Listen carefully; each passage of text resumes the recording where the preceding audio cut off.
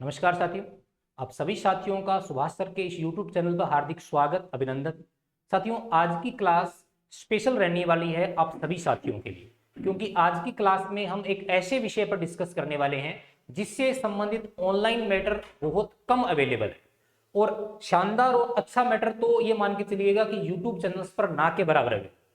आज की क्लास अपनी रहने वाली है स्पेशली कॉमर्स व्याख्याता से संबंधित। कॉमर्स व्याख्याता से संबंधित साथियों कैंडिडेट्स की संख्या भी कम है, क्योंकि इसकी पोस्ट है वो भी क्या आती है, कम आती है। लेकिन उसके लिए एक अच्छा और बढ़िया जो मैटर है वो बहुत कम मिलता है। तो अपना आज की क्लास में प्रयास ये रहने वाला है कि आप तक एक तो इसके सिलेबस और इससे सिलेबस को पूरा पढ़ने के लिए कौन कौन सी पुस्तकें अपन काम में लें उससे संबंधित जानकारी उपलब्ध करवाई जाए, और इसके साथ साथ इसके लिए हम आपको क्या कंटेंट प्रोवाइड करवा रहे हैं उससे संबंधित आपको जानकारी उपलब्ध करवाई जाए। कॉमर्स विषय की अगर मैं बात करूं तो कॉमर्स पर्टिकुलर एक विषय नहीं है। जैसे अपन बात करें हिंदी है तो साथियों हिंदी में सिर्फ हिंदी का ही विषय आता है, मैथमेटिक्स है तो उसमें सिर्फ मैथमेटिक्स ही आती है। लेकिन अगर मैं कॉमर्स की बात करूं तो कॉमर्स पर्टिकुलर अपने आप में एक विषय नहीं होकर के बल्कि कई सारे विषयों का क्या है, समूह है। क्योंकि इसके अंतर्गत लेखा शास्त्र, व्यवसाय अध्ययन और अर्थशास्त्र, इन तीन विषयों को मिलाकर के, इन तीन विषयों को एक करके कॉमर्स सब्जेक्ट जो व्याख्याता है उसके लिए प्रिपेयर होता है, उसके लिए तैयार होता है। इसलिए ये अपने आप में एक क्या है, विषयों का समूह कह रहे हैं। जो साथी अभी इस मैदान में उतरे हैं, फर्स्ट ग्रेड की तैयारी कर रहे हैं, उनके लिए ये न्यूज बहुत ज्यादा इंपॉर्टेंट रहने वाली है। अब अपन बात करें कि कॉमर्स विषय से आप तैयारी कर रहे हो तो आपकी योग्यता क्या रहेगी, यानी इस फील्ड के लिए आपके पास क्या योग्यता होनी जरूरी है उसके बारे में अपन डिस्कस करें। तो कॉमर्स फर्स्ट ग्रेड के लिए, कॉमर्स व्याख्याता के लिए आपके पास बीएड होनी जरूरी है। इसके साथ साथ आपकी मास्टर डिग्री भी होनी जरूरी है। मास्टर डिग्री किस विषय में हो सकती है, पर्टिकुलर अकाउंटेंसी को अपन एबीएसटी बोलते हैं उसमें हो सकती है, ईएएफएम में हो सकती है। ध्यान दीजिएगा ये इकोनॉमिक्स नहीं है, इसके अंतर्गत इकोनॉमिक्स का एक पोर्शन है। ध्यान दीजिएगा इकोनॉमिक्स से जो साथी एमए हैं वो यहाँ एलिजिबल नहीं है। ईएएफएम से अगर आपने एमकॉम की है तो ही आप यहाँ एलिजिबल हो। इसके अलावा व्यवसाय अध्ययन में भी आपने अगर मास्टर डिग्री की है तो भी आप यहाँ क्या हो, अवेलेबल हो, इस चीज के लिए एलिजिबल हो सकते हो। ये बात हो गई इसकी योग्यता के संदर्भ। इसके अलावा अगर अपन बात करें तो नेक्स्ट अब मैं बात करता हूं कि इसके अंतर्गत जो पेपर अपना आता है उस पेपर में स्तर किस प्रकार का रहेगा। क्योंकि हमें पता है कि वहां पर प्रश्न अपन को अमूमन 3 स्तर पर पूछे जाते हैं। फर्स्ट स्कूली लेवल के, 11-12 स्तर के, फिर अपने पास बात करें तो ग्रेजुएशन लेवल के, उसके बाद किसके हैं, पोस्ट ग्रेजुएशन लेवल के। तो उनसे कितने कितने प्रश्न आते हैं, प्रश्नों की मार्किंग क्या होती है, उस कॉन्सेप्ट पे अपन डिस्कस कर रहे हैं। सबसे पहले बात करते हैं विद्यालय स्तर पर। विद्यालय स्तर से मेरा मतलब हो गया 11th plus 12th। 11th plus 12th की जो बुक्स हैं उन बुक्स से जो मैटर है वहां से 55 क्वेश्चन अपन से पूछे जाएंगे, जो अकाउंट्स, इकोनॉमिक्स और बिजनेस से आने वाले हैं। और 55 प्रश्नों का अंक भार, प्रत्येक प्रश्न 2 नंबर का होगा, यानी 110 नंबर का रहने वाला। स्नातक स्तर की बात करें यानी BCom first year, second year और फाइनल ईयर की अपन बात करते हैं, वहां से प्रश्नों की संख्या 55 रहने वाली है और वहां से जो अंक भार है वो कितने का है, 110 का। इसके अलावा स्नातकोत्तर है, पोस्ट ग्रेजुएशन लेवल की बात करें तो प्रश्नों की संख्या 55 है और अंक भार कितना है, 20 नंबर का। इसके अलावा 30 प्रश्न यहाँ साइकोलॉजी के आते हैं जिनका अंक भार कितने का है, 60 नंबर का। इस हिसाब से टोटल सेकंड पेपर में प्रश्नों की संख्या 150 और अंक भार कितनी हो गई, 300 नंबर का कॉन्सेप्ट रहने वाला है।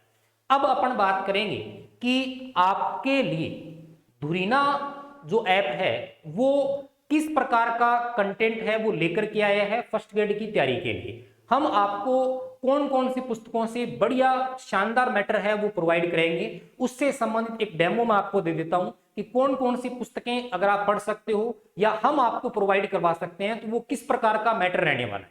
तो देखिएगा इस कंटेंट को तैयार करने के लिए आपको जो पुस्तकें प्राथमिकता में रखनी है वो मैं बात करूं, अगर मैं 11th-12th यानी स्कूली लेवल की मैं बात करूं तो स्कूली लेवल पर वर्तमान समय में आपको ये ध्यान रखना है 2 प्रकार की पुस्तकें हमें काम में लेनी है। एक तो एनसीईआरटी, जो वर्तमान में चल रही है उसके लिए मैं अकाउंट्स की मैं बात करता हूं, तो अकाउंट्स में वर्तमान में 11th क्लास में तो अपनी पुस्तकें चल रही है वित्तीय लेखांकन पार्ट फर्स्ट, वित्तीय लेखांकन पार्ट सेकंड, और 12th में चल रही है लेखा शास्त्र भाग फर्स्ट, जिसमें पार्टनरशिप हो गई, एनपीओ संस्थाएं, हालांकि एनपीओ का सिलेबस अपने इसमें नहीं है, तो जो अपने टॉपिक है वो अपन छांट के इसमें पढ़ लेते हैं।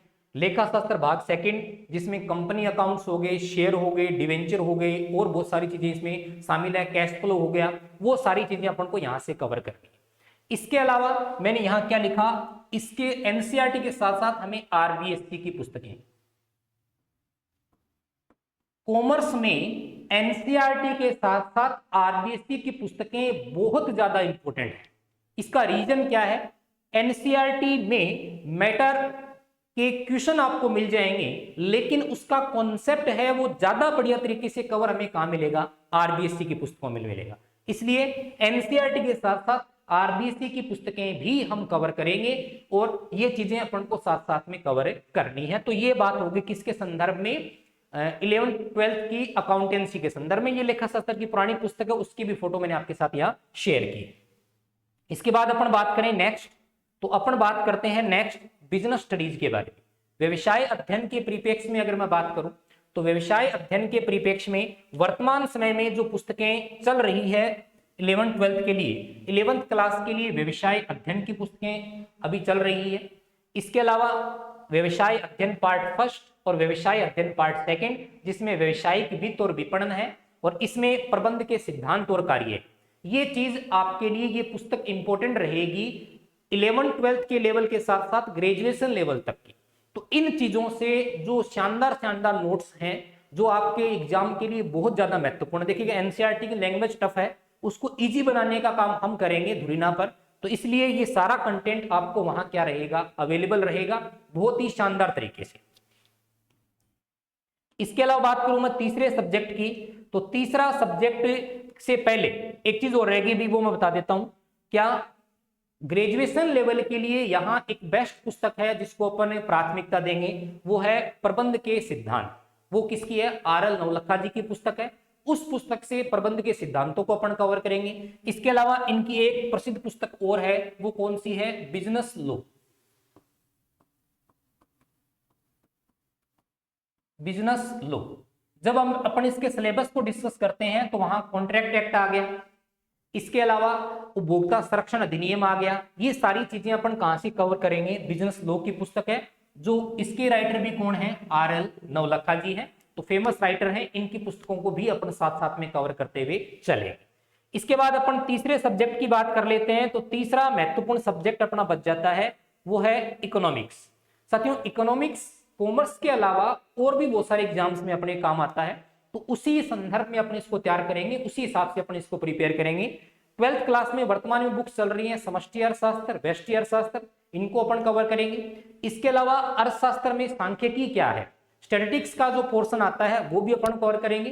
इसके अलावा मैं आपको राय दूंगा, इसके अलावा आरबीएससी की एक पुस्तक चलती है प्रारंभिक अर्थशास्त्र की क्लास 11th के लिए, उस चीज को भी अपन ऐड करेंगे। और क्या क्या इकोनॉमिक्स का मैटर अपन कवर करेंगे, यहां इकोनॉमिक्स का मैटर अपन यहां कवर करेंगे। एक तो आर्थिक समीक्षा का,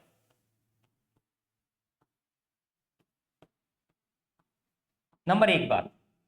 दूसरा एक स्पेशल गाइड अपन कवर करेंगे, वो है परीक्षा वाणी। कौन सी पुस्तक है, परीक्षा वाणी।